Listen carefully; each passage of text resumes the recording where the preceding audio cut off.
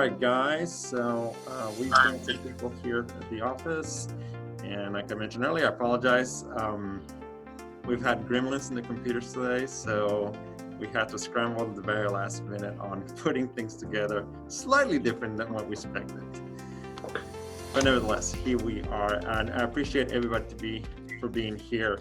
And everybody for being here. My name once again is Bernardo Valerino. I am the team leader of Eval Real Estate Team.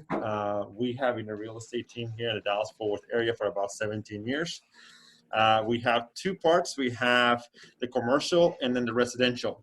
And everybody here's with us today because Shanda and I live in the southwest corner of Fort Worth, and we're normally looking in our app, neighborhood app, and a lot of people are having questions about cast iron piping, and it's something that we dealt with in the past. Shanda herself in her house, when I sold them the house a few years back, is something that they were aware of. So we decided to create this little panel for everybody to kind of get some answers from different experts, and also ask some questions if you have them. In our panel, we have Mary. She's from the city of Fort Worth, the water department. So she's going to give us some ideas from the city. Roger is a master plumber, and he is a great YouTube superstar here locally. And then we have Carl. Carl is our, there's Zach.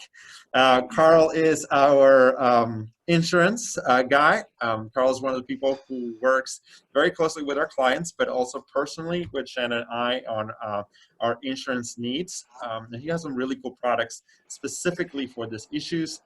And last but not least, we also have Zach. Zach works with a group of investors and remodelings that will give us some ideas on, a few things. Shanda, which you guys can't see here, but you guys, Shanda is the person who basically put all these things together. She is our buyer specialist, and she normally helps our buyers find their dream home, and she's really good at it. So, excellent. All right, so I don't know if you want me to moderate, or do you want to moderate? Yeah, go for it. You're there. She's not very good with public speaking, so I'll take care of this. So without any further ado, I am going to, I kind of introduce everybody. So I'm going to go ahead and start asking a few questions. We'll have Mary, and we're going to start with Mary asking some questions about the city more than anything. So if you do have some issues with your cast iron pot, how responsible, or what point is the city responsible, and at what point is the homeowner responsible, and what to be aware of? Oh, she's on mute. I'll give you a second. Mary. Be unmute. Sorry about that. You're good. Do I have the ability to share my screen here with you? If not, I'm sure I can figure it out. It's got a share screen, so I'm going to, it says it's disabled. Because I have a diagram that can help show Okay. where and it's really pretty simple. Yes, you are. Come right in. As to where that is. Sure. Can you share it? Are you sharing it, or are we not? It says the host disabled participant screen sharing. Okay. So I'll just explain it, I guess, if we can't get it. So basically, when it comes to to your water, the point of demarcation is the meter. The city owns the line coming from the water main, going to the meter, and then the line that comes out of the meter is where the customer's ownership begins. That's considered private plumbing. So the city owns the meter. The service line is the entire line that goes from the main to the meter, from the meter to the house. But ownership of that is shared. Again, at the meter is the demarcation point. For wastewater, there's no meter, so it's really at the property line. That's where the city's responsibility starts, is at the property line. In some newer Areas might find a sewer clean out at the property line at that point where responsibility changes. But older homes are not going to find that there. They should have one, but again, it could be difficult to locate, and it's probably somewhere on the side of the house and not at the property line. Excellent. Because there's supposed to be a private sewer clean out. The one that the city would have put in or had a developer put in would be at the property line in more recent years. Excellent. So some new people join us. How are you guys? Thank you so much for joining us. And so we have Mary from the city explaining that. I apologize for the system. We normally have a much better system over there, so we're having to make do. Thank you, Mary. And just to follow up with that, if a homeowner does have some issues, at what point should they contact the city?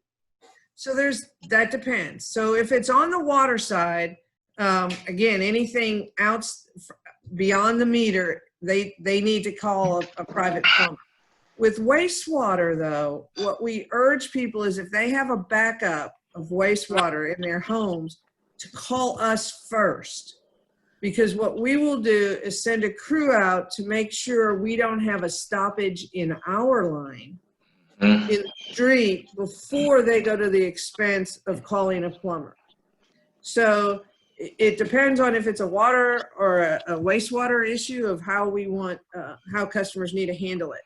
But on wastewater, in fact, in the bills that are going out this month, there's an insert that actually talks about that specifically. I do want to say this. We don't, while we have a lot of cast iron mains, because for decades it was a super popular material to use in water pipes, we don't find it in homes on the water side. Now, maybe wastewater pipes might have been of cast iron, but not water. Nothing that small would have been cast iron. The one thing we do find a lot of on the water side in private plumbing is galvanized steel, which also has lots of issues. Different kinds of Plumber issues. can probably talk about that. Yes. My a whole different sincere section. recommendation would be Yes. you think about replacing your pipes if they're galvanized steel. Right. Yes. Yeah. Excellent.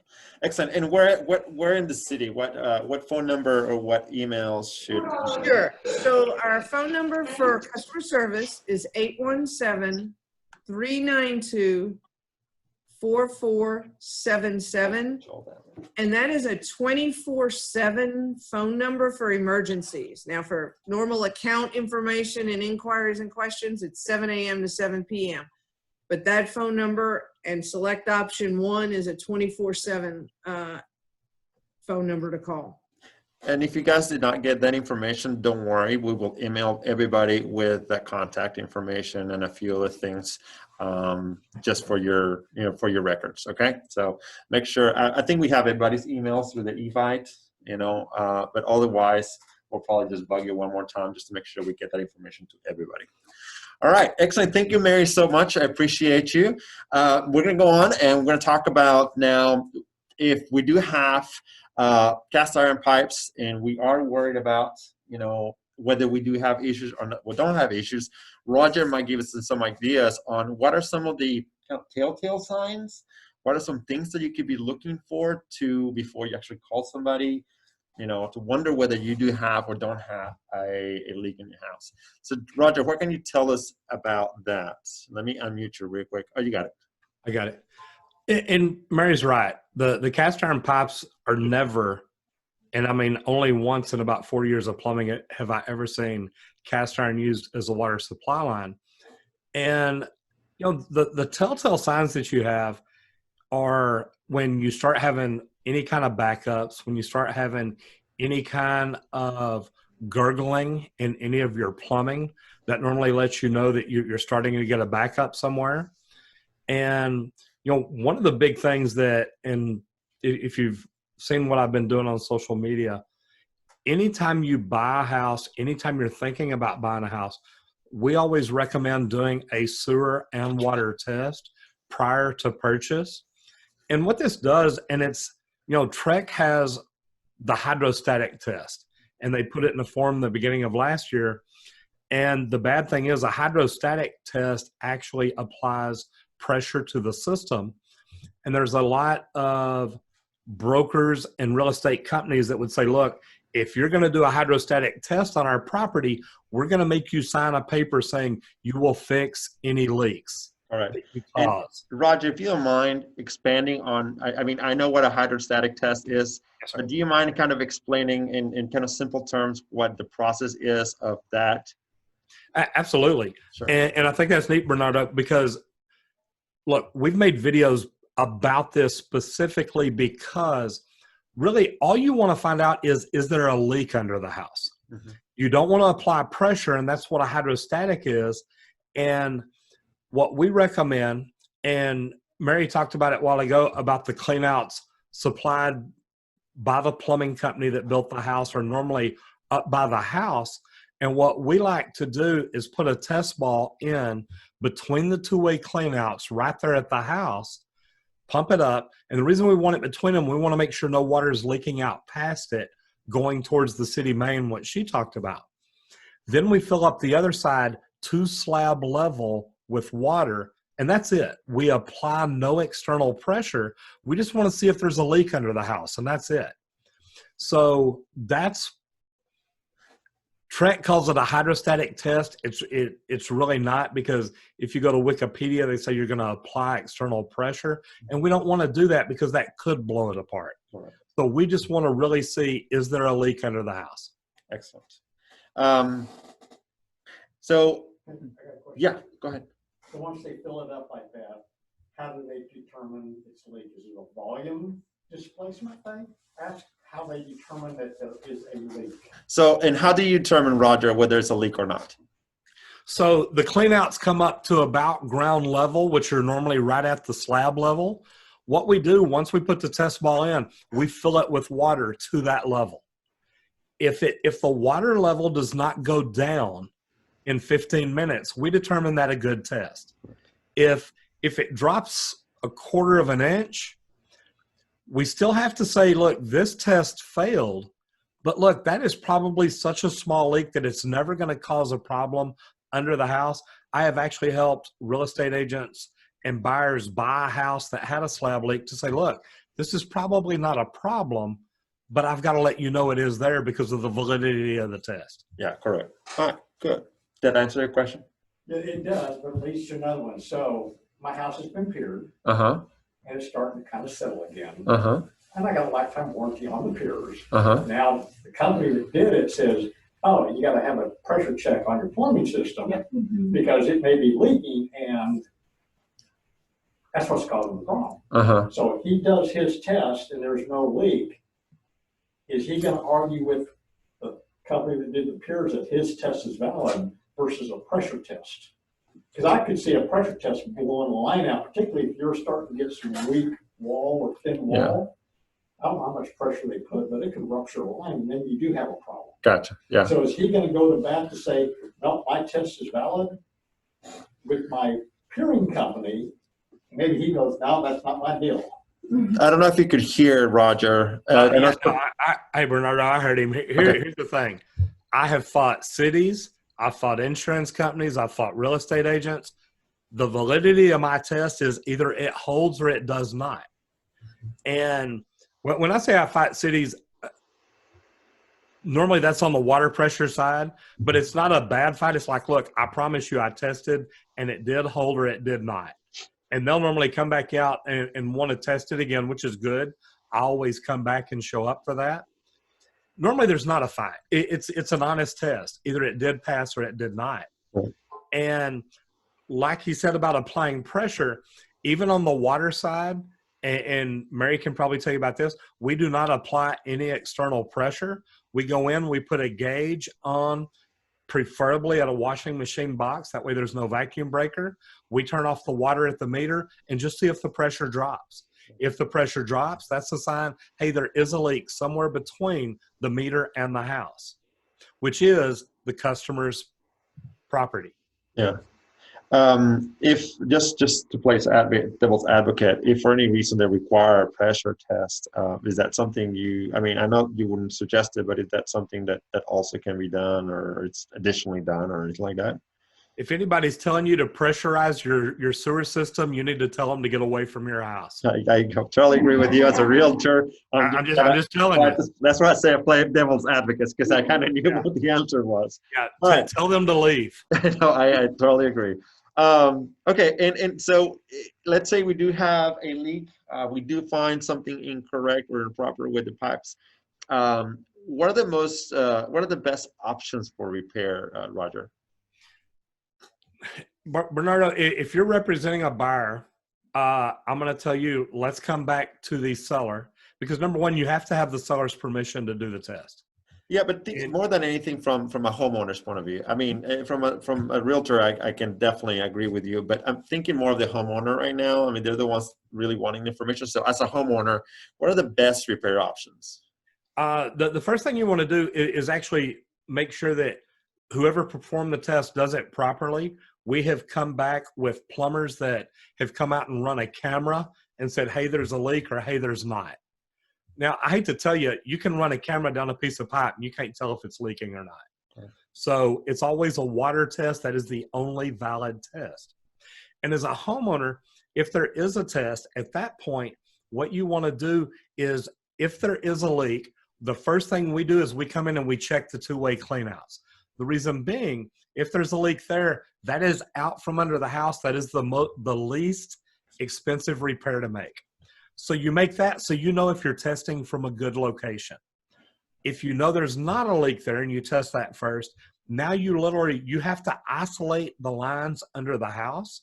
There's a lot of plumbers that do it properly. There's some that literally, like I said a while ago, they just run a camera and say, hey, you need to replace everything, or hey, you've got roots here, or whatever. As a homeowner, you really want to know where the leaks are if you can locate them. And if you can, then you determine what is the cost to make this one repair. And it may be going through the slab, it may be tunneling under, it may be rerouting around the house. There's lots of different options. Yeah. So rerouting around the house or peering through the house, which is a lot more expensive. As long as you can get to the line and isolate the leak, so you're eliminating the possibility of a leak under the slab if everything does back up, yes, that is a possibility. Excellent. Well, Roger, thank you so much. And you give us a pretty good segue to the next part, which is questions about if you do have to go through your home or even outside. SAC has had a lot of experience, or they had a lot of experiences with houses when you guys buy properties and repairing them with fixing this issue. So could you give us an idea, what are the most common repairs you guys do when working with cast iron piping? You talking to me, or you talking to Zach? Oh, Zach. Okay. Hey guys. Thank you, Had to Roger. get off of mute there. Most common repairs. Now we work strictly on vacant homes, so we're working typically for investors. Most common repairs are going to be going in, like Roger was talking about, doing that test, not putting pressure on the system, but finding the cleanouts. I happen to be at a house where we are doing this process right now. As you can see, there's only one cleanout here. It is the old cast iron. The pipe, as you can see, was in terrible condition, which is common. We weren't able to do the test that he's talking about because you can't get an accurate test without those double cleanouts. So we did. This happens to be a pier and beam house. We were able to get underneath it, ran water through it. There was water coming out of a lot of the joints. So in this one, we are replacing it. You can just simply go in, dig up where this cleanout is, attach onto the old pipe if possible, if the pipe doesn't crumble, test it, and then go in and test, like Roger was talking about, find the individual leaks and repair those. On a pier and beam like this, it's much easier, as I'll show you. We can go inside because you've got space underneath the house, a crawl space where you can actually go in and physically see everything. Many homes are the slab houses where you actually, you're kind of flying blind, and you have to go in and punch open the slab. Here you can see we've got it wide open. I don't know if you can see anything there, but basically this one's a simple one, and we're just replacing it all. And when you talk about breaking into this lab, which is always a nightmare scenario, I mean, repair wise, what do you normally have to do or look, or, yeah, what do you normally have to do? Okay, so if we were going to need to make a spot repair, say for instance, in a home, we would need to jackhammer through the slab if it's in interior. If we can tunnel in from the outside, that's ideal, because then we can just go under the house like I was showing a second ago and fix it from the outside. That's great. It's the least invasive. If we have to go in through a slab, then it's usually a 3x3 hole. Figure out where the problem is, fix it, retest it, hope it holds, and then properly backfill, get all the inspections and everything, and cover the slab, and then you get into replacing the flooring and anything else that was disrupted. Excellent. And about time-wise, what you're looking at on a repair like that, if the homeowner, I know you guys work in vacant homes, but about what's the time frame of repairs between? Oh man, something could be, like I said, if it's something that we can tunnel under and repair, that could theoretically be done in a day. Now, of course, you got to go through the permitting process and inspection process and everything else, but the actual repair can be done in a day. If there's multiple repairs, then it could be significantly longer than that. A pier and beam house, again, minus permitting, inspections, everything else, which we need to go through to be safe. Couple days on replacing the entire sewer for the house. On a slab house, it could be up to a week to get that done. That is not counting any disruption to the flooring or cabinets or anything else. Okay, so let's say worst case scenario, there's disruption to those things, let's say in the kitchen. So that could take several weeks, right? Yeah, and unfortunately, that's not going to be a situation where it's going to be a livable property. The inhabitants would need to move out so that we could do that work typically. There are some, and I'm sure Roger will speak to this, where you can make the repairs from outside and simply just not use the plumbing during that period of time. Excellent. Hey, Roger, if you don't mind talking a little bit about, rerouting outside. I think you mentioned it earlier as one possible repairs. I've seen it done several times. Would you mind kind of touching on what that means? What that is you tunnel up under the house to where the break is, or where the broken line, the leak, whatever it is you've located, and you can possibly reroute that line out to the side of the house, go around to the front, and tie in back to the sewer line. So there's different possibilities that you can do. That is one that we normally don't recommend, because once you tunnel up under the house, we do try to go ahead and make the repair there. But there are some times that rerouting is a possibility and the most cost-effective way for the homeowner. Yeah, that's probably the reason why I've seen it the most often. Excellent. Thank you so much, Roger. And thank you so much, Zach. And the reason why I wanted to bring out kind of the worst possible scenario is because, Carl has some really good options in regards to insurance that you might want to think about to have in your insurance.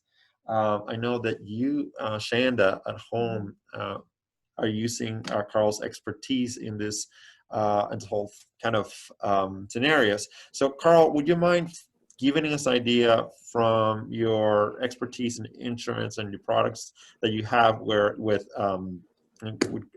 Goosehead to help out the homeowner regarding this issue? Sure. First of all, I want to thank you, Bernardo, for inviting me over, and you and Shanda, of course. Wish I could be there in person. And yes, in terms of the insurance side, I'm a little bit different because we're independent brokers, and we represent our clients, but we are able to broker as much as 60 carriers in Texas for both homeowners and commercial businesses. So there's a very unique dynamic going on there. So as far as the insurance side, the consumer has to first ask, do I have the right policy to begin with? The problem here, and I see Roger nodding his head, is because he's often the beneficiary of very bad policies, I might say. So, do I have the right policy in mind? And so I'm just going to go over this real quick because I think this is so important to know. 90% of this industry, of the property and casualty or the insurance industry, is price selling. And that's a very big disservice to the consumer, because when price selling is all that it is, what's the cheapest price? You're buying the cheapest piece of paper to protect you and your family. And it results into a financial catastrophe. It derails your financial plan and so forth and so on, puts you in credit card debt. So the right insurance policy to begin with is an HO3. I'm not going to talk jargon here, but there's 3 kinds of policies: HO1, HO2, and HO3. In plain man's language, good, better, best. Now, the HO3 is so important. The best policy, Hotel Omega 3, okay, HO3, is so important because this policy basically says we'll cover everything except for these 8 to 7 disasters. Anything that could possibly imagine, we'll cover that except for that. So from here on, Bernardo, after the consumer understands that they need to be in an HO3 policy that will cover certain things, they really need to focus in context of this Zoom webinar. They really need to focus on the 4 kinds of understanding the 4 kinds of water damages or water coverages in a home. Many people don't know, and people think, oh, it's just flood. Well, no, this is not flood. Flood is defined as, and flood is never included in the homeowner's policy. And flood is defined by FEMA as either 2 homes are affected or at least 2 acres. That constitutes flood. But let's talk about the 4. So, and I'm gonna make this easy to remember. You go to the grocery store, you come back and your washer dryer is running amok and all of a sudden it flooded your home. Well, you found out on the same day or you found out immediately, that's considered accidental discharge. In an HO3 policy, that is typically always included, so you're safe there. What are the 3? The second part is seepage. Let's put that same context wherein it's leaking, but maybe it was underneath the plyboard of your bathroom, your kitchen, and it's been seeping out. And if that goes undetected typically for more than 2 weeks, that's now considered seepage. The third part is water backup. I'm glad that, what's his name?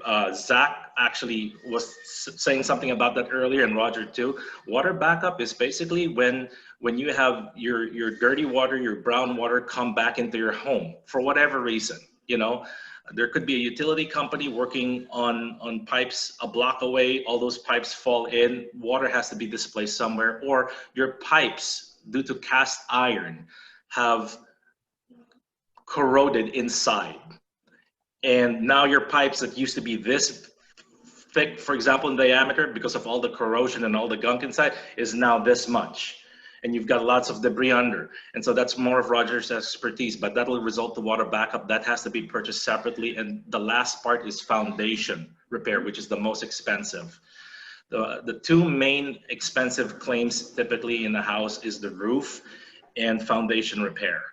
And so with foundation repair, that typically right there is caused by lack of maintenance, you know, maybe the ground shifting, maybe a root of a tree. But typically what I think to what Mary was saying earlier is that you really need to understand the kind of material of pipes that you currently have. So Bernardo, it's a long-winded answer, but I'm hoping I've given a lot of different ideas there, that if you simply have a claim and you purchased maybe only 1 out of the 4, you might not be covered. So you've got to purchase all 4 to get that covered. One last thing I would just want to say, not all insurance companies are made equally. And what that means is that each insurance company might have a very different appetite for risk. Most of these homes in Fort Worth, I actually looked up the neighborhood. Most of the homes there are built in the 50s and 60s. They're on pier and beam. And back in the day, cast iron pipes made sense because they were attached to the joists of the flooring. And that made sense because it was somewhat, I guess, elevated. But nowadays, because people have been using slab because it cuts so much in cost, and pipes are buried, these pipes are buried underneath, it's inevitable that they're going to corrode. And so I just want to really drive that hard there, that each and every insurance company has a risk palette, and some might add all four in one policy, and some might say you got to buy all four separately. That's something that the consumer has to look out for. Yeah. So, for example, Shanda, when you got the policy to help you with the issues in your house, well, you don't have issues yet, but you do have cast iron. Right. What did you guys decide was the best option for Shanda down in Foxfire? Yes, I would get them confused. On Foxfire. Yeah. So let me make sure I understand the question. What's the best? How did we determine the best policy? Correct. Yes. Okay. So let's put carrier A and carrier B, C, D, E, and F. Okay. By the time I shop the market for you, I'll know each carrier that comes in at what starting price for you, depending on where you live and the type of home you have. Shanda did it the right way because we looked into what carrier right away will offer 4 of these endorsements or these coverages. Whether she had to purchase them individually or it came with the policy, it was irrelevant, but does it have the ability to provide that coverage? That was the main priority. That way, if these die-cast irons fail, she's covered. The second thing was actually price.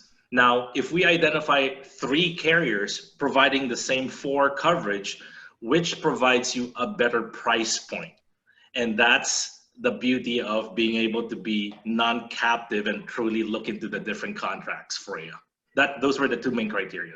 Excellent. Excellent. Thank you so much. I appreciate it. I know insurance is one of those things that's very, very difficult. That's why I normally just kind of tell the client who they're working with and have an expert like you tell us all the details. So thank you so much. I appreciate it, Carl. And this kind of question, I'm going to kind of pull it out there.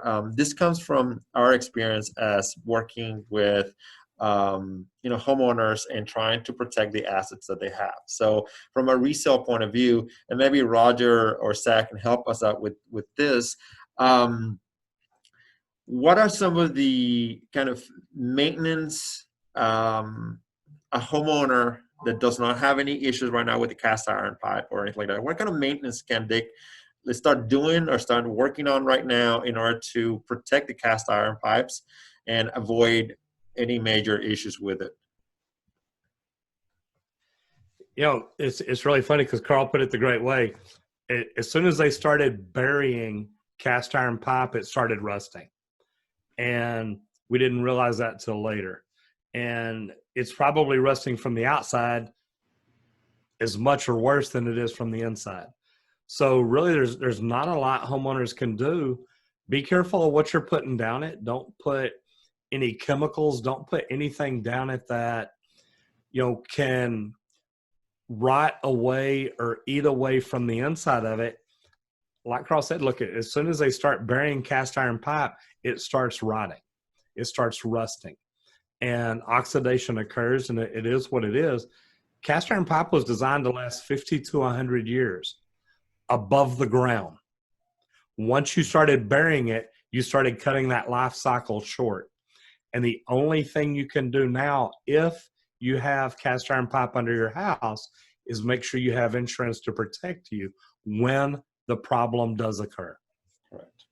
Excellent. Thank you so much, Roger. You're welcome. All right, and let me see it from another point of real estate, because that's the thing that we're most comfortable with. We work with a lot of investors as well. They're constantly buying property, and because we're in Fort Worth, our ground is clay, and to be watering your foundation because otherwise it moves, right? And those pesky foundations tend to move a lot, or the ground underneath. So, what are the things to keep in mind about if you do have a foundation that is needing repair, or a foundation that it's not very good, right? And you're going to have to fix it. What are some of the things to keep in mind on regards to that cast iron pipe that is inside this lab? What are some of those things to think about? Either Zach or Roger, if you guys can help us out with your expertise. Yeah, so obviously we on the rehab side, we encounter a lot of properties that have been neglected. People have not watered the slab. They haven't done the basic maintenance on things. really, like Roger was saying, it's past its lifespan. I think the number one thing you can do is pray. But the next thing would be move it as little as possible, and then definitely do the testing, do your due diligence before you go to remodel and rehab and do everything else. Last thing you want to do is go in and think, oh, everything's great. Put in all new flooring, all new cabinets, all new granite, everything's pretty, and now you got to tear it all right back out. Correct. And one of the things, not to build out the real estate side of things, but make sure that you do have a person who understands the legality of who pays the what at what point.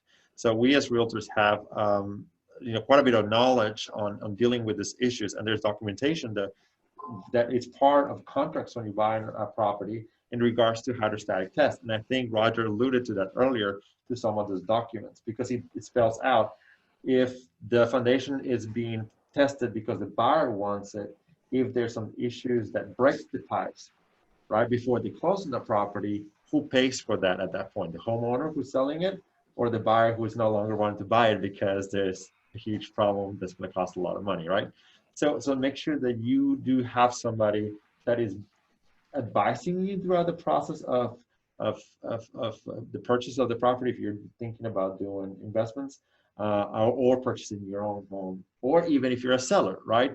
If you're a seller and you think, hey, we're thinking about selling the house, there might be some issues with the foundation, things to be aware of on how to maneuver some of those very delicate situations when it comes down to negotiations, I guess, right? All right. Yes. Hey, Bernardo. Yes. It was a known. Give me a second, Zach. The area was known for that, so we knew ahead of time looking. And the seller allowed us to have 3 estimates come out and do all that before we signed anything.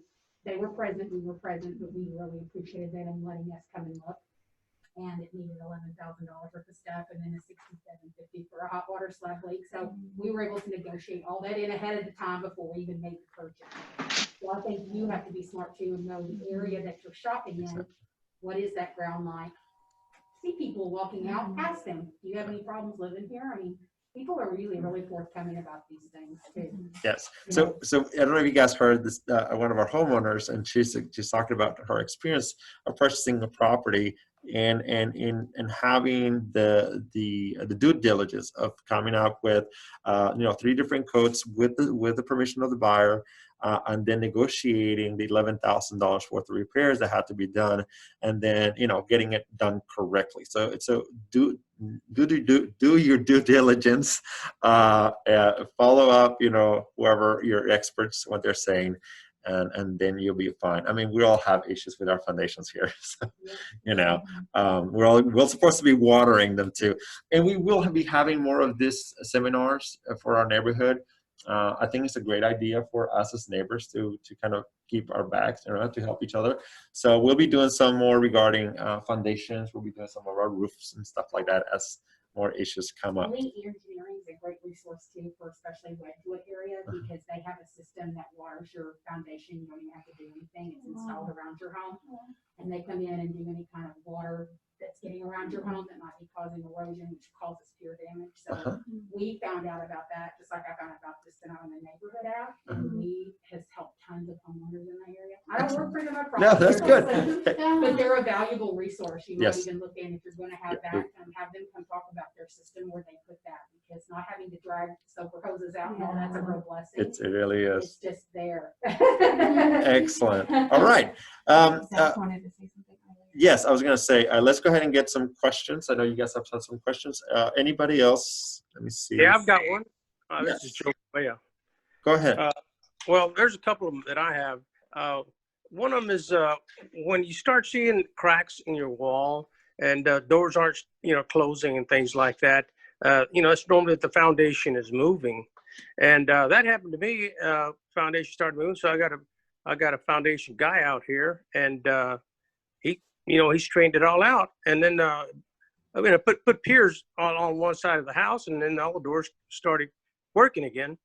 But then I noticed I started getting some more movement, and I just couldn't understand what was going on. Anyway, what was going on, I had a leak in the sewer lines, and that was soaking the ground, causing the ground underneath the house to swell. So what I'm trying to point out is if people are having problems with the house moving, the first thing they need to do is check that they don't have a sewer line leak, because that's going to cause the ground underneath the house to move. And now you're gonna think that you haven't taken care of your yard, and you're gonna call a pier guy out there, and he's gonna put some piers under there, and that's not gonna take care of the problem because you still got a leak under the house. So that's the point I want to make for people to understand that not always it's the ground that you're not taking care of; it's a leak in your sewer lines. Yeah. And then the other thing about after you say you do get in there and fix your sewer lines, they come in there and now they're repaired, so the ground of course starts drying. So now it starts going back the other way. Now how far up or down can these sewer lines go before now they start cracking because it's going back down? So that's always what's been scaring me, because I noticed it has been kind of moving, and I don't know if I'm going to have another crack under there or not. And then so now, okay, say I got a crack under there, and now I want to get in there and repair them. Say I say, okay, let's go ahead and tunnel. So if they go ahead and tunnel, now they're taking dirt out of there. So if you're taking dirt out of there, now the dirt underneath your house is weak because you got a big hole under there. I understand that there's supposed to be, like a 90% of putting the dirt back in there, and that's supposed to take care of it. But does it really take care of it? And okay, they say they put 90% of the dirt back in there. Now you've packed dirt around those sewer lines, and it starts moving, and now you got those sewer lines under stress, going down, and they start cracking again. So what I'm saying is, is there a way to be sure that when you start repairing these sewer lines that you don't get into a like a yo-yo back and forth? It goes down, it goes down, it crack, you go in there, it leaks, goes up, you fix them again, starts drying, it goes down, they crack again. Is there a way to assure that won't happen? Roger, I think you'll be probably the best person to answer that, I think. Here's what I always tell people is, it's like the chicken or the egg. We don't know if the foundation caused the plumbing to leak or if the plumbing caused the foundation to move. So what I always recommend, and look, I work directly with foundation companies because my biggest concern is the homeowner every single time. So what I will tell you here, normally you may want us to come in and check, is there a leak? But normally I'll tell you, I don't want to fix this until you get the foundation fixed first, because I don't want to come in and fix your plumbing, then have you come in, have the foundation guy move your house around like you're talking about, and then he pulls things back apart. So I work very closely with foundation companies, and believe it or not, there's even some of them that'll be like, once they get in there and get things opened up and put piers in, they'll let me come in then before they even close it back up. That way, if we need to tunnel real close to one of them, we can work hand in hand. Right. Now, one thing that you talked about, we do a structural engineer report on every house we tunnel under. Some cities require it, some don't. And Mary may be able to tell you if Fort Worth does or not. But like Plano is one city we do a lot of work in. They require it. And we've decided, look, for the protection of us and our customers, I want a structural engineer to look at everything we do to say, and they literally will tell me the size hole y'all did will not cause any damage ever. There's no way. And we're really good about going back 85% compaction, and they do a report on that too. So that's my thing is, make sure your plumber and your foundation guys are communicating. Exactly. That's exactly what we do in our team. We make sure that when there is a serious issues with the foundation, that there's a double prong approach to it, because it could be the chicken or the egg kind of problem like you were talking about, for sure. So when they pack that dirt under there, do they pack it around the pipes? I mean, if it does move, the foundation moves back down because of the dirt drying now. will that put stress on those pipes and cause them to crack again? They're going to pack around it. And one thing that we do, we use stainless steel rods and hangers and we drill into the bottom of the slab and support the pipe to the slab. And that helps keep it from moving. But when they put the dirt in, it's not like they just shove it in underneath it and push the pipes in. Remember, they're in like a 3 foot by 3 foot tunnel, and they can pack that dirt in all the way around it. And if the plumbing company has supported things properly, it's not going to move, and you're really not going to have any problem like you're thinking. Well, it looks like if the foundation goes down, the pipes are going to move with it then, right? Well, just because the foundation goes down doesn't mean the pipe 2 feet below it is going to go down also. It may get pushed down in some areas, and if we've done our hangers right, it may move a little bit. But remember, normally when a foundation problem occurs, it's as little as a ½ inch or so. Just because you're having problems with doors doesn't mean it dropped 2 or 3 inches. Now it can, but normally it's a little bit, it's not near as drastic as you're thinking. And that little bit of movement at the foundation level may not move the plumbing at all. Oh, okay. I was looking at, maybe a couple of inches or so. Yeah, no, that would be Sometimes it is. major.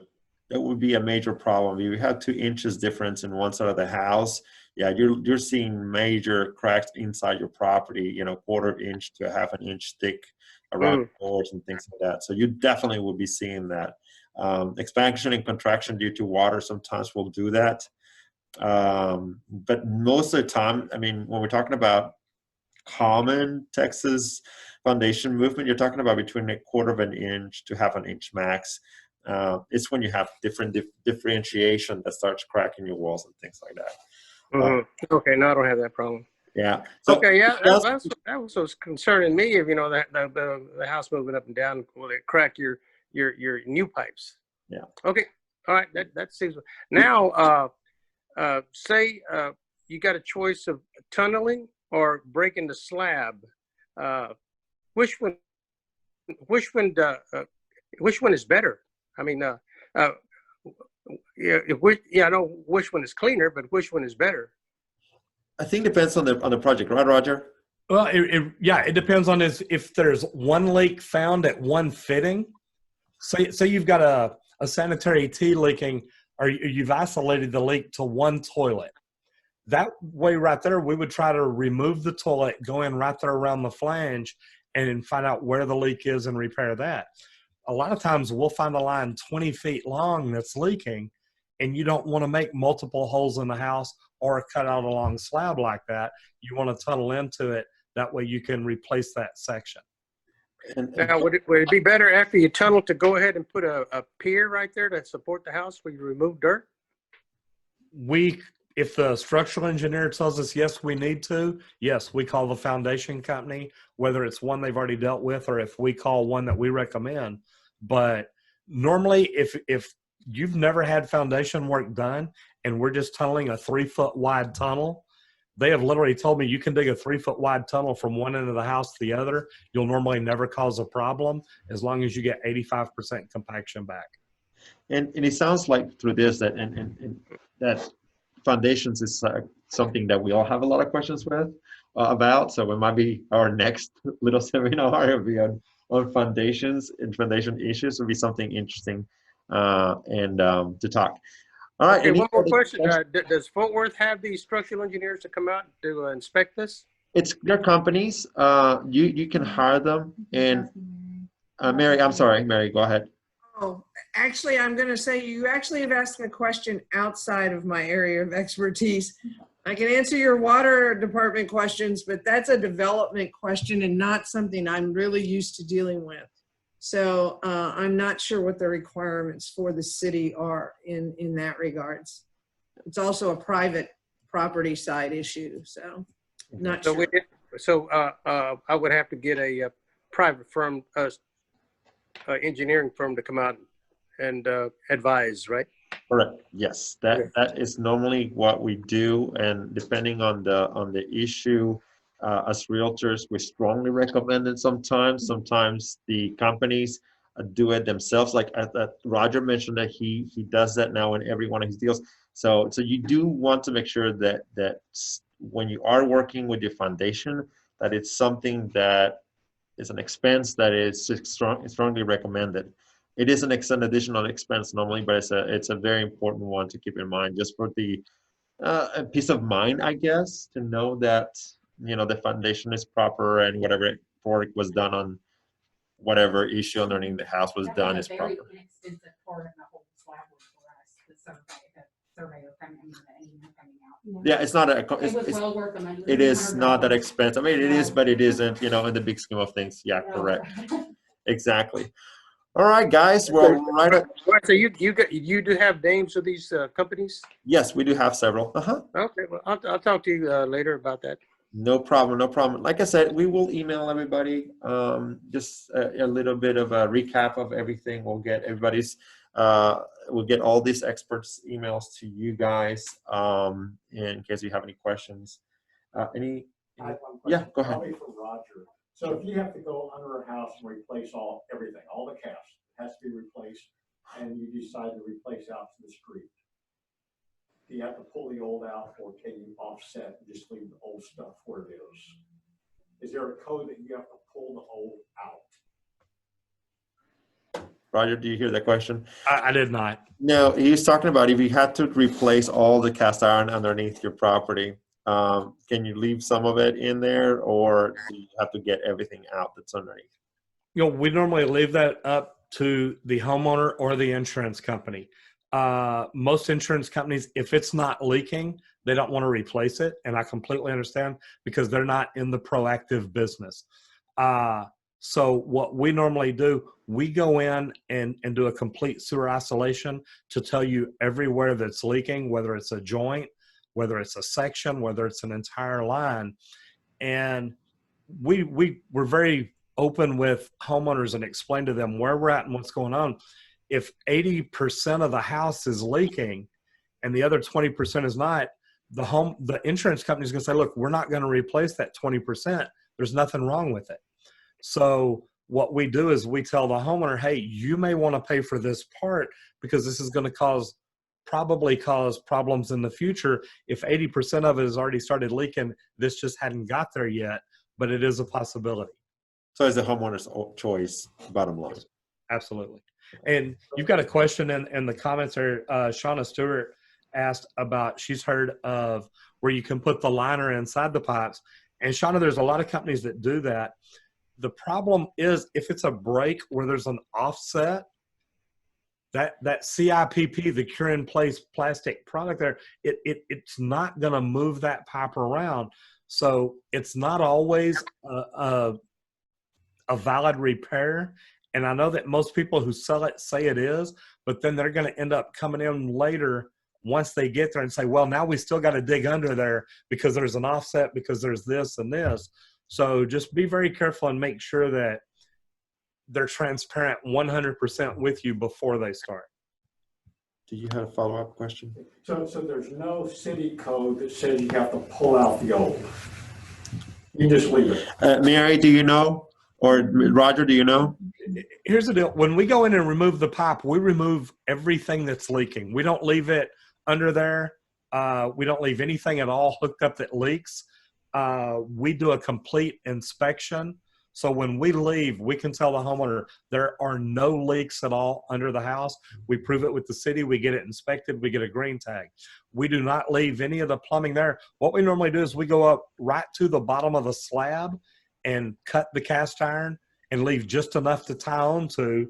And even we've had some homeowners say, no, I want you to go through the slab, come above it, because they didn't want any cast iron below there at all. It costs a little more because then we got to go through concrete and open up walls, but some people do prefer to have it done that way.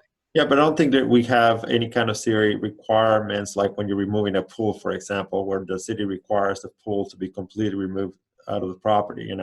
It's not the same. What about from like the run out from the clean outs outside? They go out to the main line. Can you leave all that old stuff in there and just offset that new line? No, he's talking about from the clean out Out to the city connection. all to the city connection if you want to leave the cast iron. Well, it's concrete. Can you leave it in the ground? Can you leave it on the Offset ground the new line. and just offset the new line? Yeah, and normally from the city out, I mean, number one, it's normally a straight line, so you're going to want to dig along that point anyway. You're going to pay more to offset around it. So what we normally recommend as plumbing companies, we will dig right along the sewer line.